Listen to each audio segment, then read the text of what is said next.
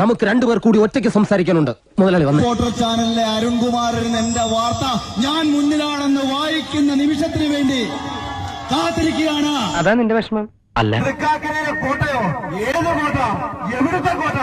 എന്നിട്ട് അതെന്നെ വർത്താനം പറഞ്ഞു വെച്ചു പോയി. ഇരുന്ന തൃക്കാക്കരയിലെ റിസൾട്ട് ഞാനങ്ങ് പറയുകയാണ്.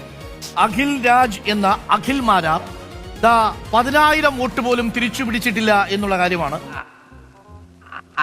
അതല്ല ഉദ്ദേശം. താഴേന്ന് മുകളിലോട്ട് പോകുമ്പോൾ 1ാം സ്ഥാനത്താണ് എന്നുള്ള. ഇതൊരു നടക്ക് പോണ കേസല്ല. ഒരു ഉളുപ്പും ഇല്ലാതെ കടന്ന് തള്ളിയ തള്ളു.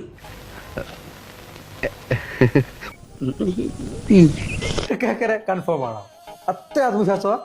ഞാൻ 10 ദിവസം കൂടെ കഴിഞ്ഞാൽ ബിഗ് ബോസിൽ എത്ര ആത്മവിശ്വാസത്തോടു കൂടിയാണോ ഇത്തവണത്തെ കപ്പ് എനിക്കാണെന്ന് ഞാൻ ജൂനിയേഴ്സിനോട് പറഞ്ഞത്, അതേ ഞാൻ വിളിക്കും കേട്ടോ. ഞാൻ വിളിക്കും 10 ദിവസം കഴിയുമ്പോൾ ഞാൻ പറയാം. എന്നെ കഷ്ടല്ലേ കോമൺ സെൻസ് ഇല്ലാത്തതിന്റെ കുഴപ്പേ. തൊലി ബിസിനസ് തുടങ്ങിക്കൂടണ്ണ. ഇജാതി തൊലി അണ്ണന് മാത്രമേ കാണത്തോണണ്ണ.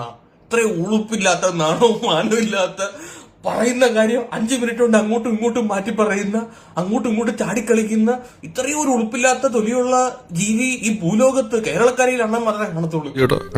നമ്മൾ എവിടെ പരിപാടി അവതരിപ്പിച്ചാലും ഇതാണല്ലോ അവസ്ഥ.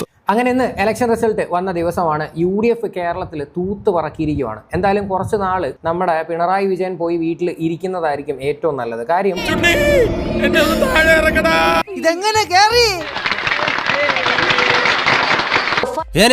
ഞാൻ പോകുന്നു. Bye bye.